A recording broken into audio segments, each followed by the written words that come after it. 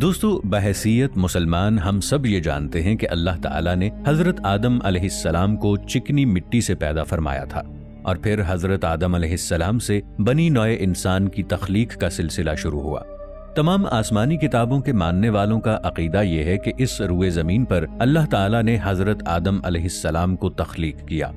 حضرت آدم علیہ السلام کی پیدائش کے وقت اللہ تعالیٰ نے ساری زمین سے ایک ایک مٹھی مٹی لے کر حضرت آدم علیہ السلام کو بنایا۔ اس لیے رنگت کے اعتبار سے زمین کے لحاظ سے لوگ سرخ، سفید، سیاہ اور درمیانے درجے میں ہیں۔ اگر آپ یہودیوں کے قواعد اور روایات کی ایک مقدس کتاب تلمود، جو کہ یہودیوں کی فقہ کا مجموعہ ہے، اگر آپ اس کتاب کا مطالعہ کریں تو ان کے مطابق حضرت حوا علیہ السلام کی تخلیق سے پہلے اللہ تعالیٰ نے اس دنیا میں ایک اور عورت کو پیدا فرمایا تھا جس کا نام للت تھا۔ حضرت حوا علیہ السلام حضرت آدم علیہ السلام کی پہلی بیوی نہیں تھی۔ ان روایات کے مطابق کہا جاتا ہے کہ للت کو حضرت آدم علیہ السلام کی بچی ہوئی مٹی سے تخلیق کیا گیا تھا، اس لیے یہ مقام اور مرتبے میں حضرت آدم علیہ السلام کی ہم پلہ ہی تھی۔ حضرت آدم علیہ السلام اور للت کی تخلیق کا مرحلہ جب تمام ہوا تو اللہ تعالیٰ نے ان دونوں کو بہشت میں عدن نامی مقام پر بس جانے کے لیے حکم دیا۔ کچھ یہودی عالم تلمود کی ایک آیت کی ایسے بھی تشریح کرتے ہیں کہ اللہ نے پہلے آدم علیہ السلام کے دو فیز بنائے تھے، ایک عورت کی شکل اور جسم اور دوسرا مرد کا چہرہ اور جسم۔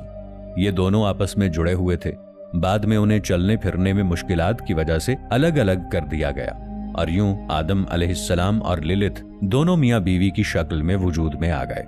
چونکہ اللہ تعالیٰ نے اس عورت کو حضرت آدم علیہ السلام کی باقی ماندہ مٹی سے تخلیق کیا تھا، اس لیے یہ عورت اپنے مقام اور مرتبے کے اعتبار سے خود کو حضرت آدم علیہ السلام سے بہتر سمجھنے لگی، اور اسی بات کو لے کر اکثر دونوں میں جھگڑا رہتا تھا۔ یہودیوں کی اس کتاب کے مطابق حضرت آدم علیہ السلام خود کو اس سے افضل سمجھتے تھے، اور حضرت آدم علیہ السلام کا کہنا تھا کہ اللہ تعالیٰ نے ان کو جسمانی اور جنسی اعتبار سے للت سے قوی اور افضل بنایا ہے، لیکن للت یہ بات ماننے کے لیے تیار نہیں تھی، وہ خود کو افضل تصور کرتی تھی۔ دونوں میں سے کوئی بھی جھکنے کے لیے تیار نہیں تھا، اس لیے اس برابری کو لے کر دونوں میں اختلافات جھگڑوں کی صورت اختیار کرتے گئے۔ ان روایات میں کہا جاتا ہے کہ ان باتوں سے تنگ آ کر للت نے شیطان سے دوستی کر لی۔ شیطان نے ان سب باتوں کا فائدہ اٹھاتے ہوئے اسے اسم اعظم سکھا کر جنت سے اسے دوسری دنیا میں بھگا دیا۔ اس طرح وہ اسم اعظم کا ورد کر کے جنت سے پرواز کر گئی۔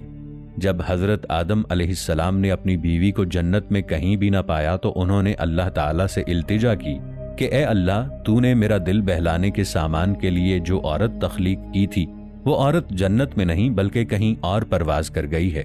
تو اللہ تعالیٰ نے 3 فرشتوں سینسی نوئے اور سیمن گلوف کو حضرت آدم علیہ السلام کی بیوی کو ڈھونڈنے کے لیے بھیجا، اور فرمایا کہ اگر وہ واپس آ گئی تو اس کی پیدائش کا مقصد ٹھیک تھا، اور اگر اس نے انکار کیا تو اس کے 100 بچے روزانہ کے حساب سے مار دیے جائیں۔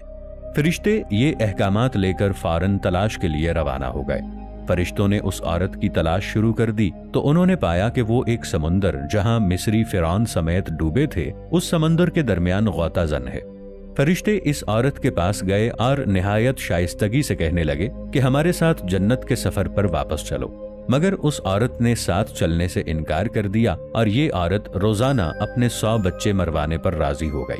یہود کی روایات کے مطابق جب فرشتے مایوس واپس لوٹے تو حضرت آدم علیہ السلام یہ دیکھ کر پریشان اور مایوس ہو گئے۔ تب اللہ تعالیٰ نے حضرت آدم علیہ السلام کی بائیں پسلی سے حضرت حوا علیہ السلام کو تخلیق کیا۔ حضرت حوا کی تخلیق کے بعد حضرت آدم علیہ السلام دلی طور پر خوش اور مطمئن ہو گئے اور دونوں ہنسی خوشی جنت میں رہنے لگے۔ اللہ تعالیٰ نے ان کو حکم دیا کہ جہاں چاہو رہو، جہاں سے چاہو درختوں کے پھل کھاؤ۔ اس طرح وہ عیش و عشرت اور شادمانی کے ساتھ جنت میں رہنے لگے۔ انہیں کوئی غم، دکھ، تکلیف اور پریشانی نہیں تھی۔ جب اس بات کا پتہ حضرت آدم علیہ السلام کی پہلی بیوی کو چلا تو وہ بہت زیادہ بے چین ہو گئی اور غصے کی آگ میں جلنے لگی۔ وہ دن رات یہ تدبیریں کرنے لگی کہ حضرت آدم اور حوا کو جنت سے کس طرح نکالا جائے۔ یہودی روایات کے مطابق للت نے حضرت آدم علیہ السلام اور حضرت حوا علیہ السلام کو جنت سے نکلوانے کا پختہ ارادہ کر لیا تھا۔ اس مقصد کے لیے وہ ابلیس کے پاس گئی۔ ابلیس بھی حضرت آدم علیہ السلام کے بلند مرتبے اور مقام کی وجہ سے انتقام اور حسد کی آگ میں جل رہا تھا۔ تب للت اور ابلیس نے بہترین منصوبہ بندی کی۔ ابلیس کے کہنے پر للت نے ایک سانپ کا روپ دھارا اور جنت میں داخل ہو گئی۔ یہ جنت میں داخل ہو کر اس مقام پر پہنچی جہاں حضرت حوا علیہ السلام موجود تھیں۔ حضرت حوا چونکہ عیش و عشرت اور شادمانی والی زندگی بسر کر رہی تھیں، اس لیے للت نے حضرت حوا علیہ السلام کو یہ لالچ دیا کہ اگر تم ہمیشہ کی زندگی پانا چاہتی ہو تو اس جنت میں موجود ایک درخت کا پھل کھاؤ۔ یہ پھل کھانے سے تم ہمیشہ کے لیے امر ہو جاؤ گی اور تمہیں کبھی موت نہیں آئے گی۔ مگر اللہ تعالیٰ نے حضرت آدم علیہ السلام اور حضرت حوا علیہ السلام کو یہ پھل کھانے سے سختی سے منع فرمایا تھا۔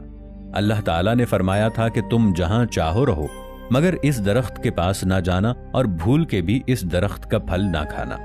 اس درخت کا ذکر احادیث شریف میں بھی آتا ہے۔ حضرت ابن عباس رضی اللہ عنہ کے مطابق یہ سنبل کا درخت تھا۔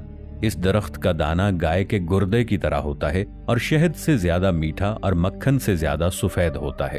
اب دوبارہ چلتے ہیں یہودی روایات کی جانب، جن کے مطابق حضرت آدم علیہ السلام کی پہلی بیوی کے بہکاوے میں آ کر حضرت حوا علیہ السلام نے اس درخت کا پھل کھا لیا۔ حضرت حوا علیہ السلام نے خود بھی وہ پورا پھل کھایا اور حضرت آدم علیہ السلام کو بھی وہ پھل کھلایا۔ اس طرح انہوں نے اللہ کے حکم کے باوجود اس کی حکم عدولی کی، تو اللہ تعالیٰ نے اس جرم کی پاداش میں ان کو جنت سے نکال کر زمین پر بھیج دیا اور دونوں کو الگ الگ زمین پر پھینک دیا گیا۔ آدم و حوا 130 سال تک علیحدہ علیحدہ زمین پر رہے اور یہودی روایات کے مطابق وہ اس دوران بدروحوں سے جنسی تعلقات استوار کرتے رہے، نعوذ باللہ، یہاں تک کہ ان کا ملاپ ہو گیا اور ان کا بیٹا سیٹ پیدا ہوا۔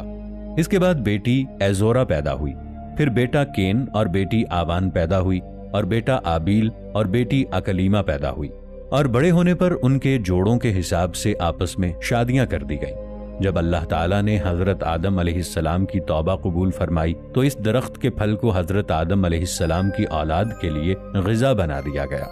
لیکن دوستو، حیرانی کی بات یہ ہے کہ اس عورت کا ذکر جدید بائبل میں موجود ہے اور نہ ہی عہد نامہ قدیم میں۔ تو سوچنے کی بات یہ ہے کہ یہودیوں نے ایسی من گھڑت کہانی کیوں مشہور کی؟ اس کی سب سے بڑی وجہ ان کی مقدس کتاب تلمود ہے۔ وہ اس صحیفے پر سب سے زیادہ ایمان رکھتے ہیں۔ ان کے کہنے کے مطابق حضرت موسیٰ علیہ السلام پر نازل ہونے والا اصل صحیفہ یہی ہے۔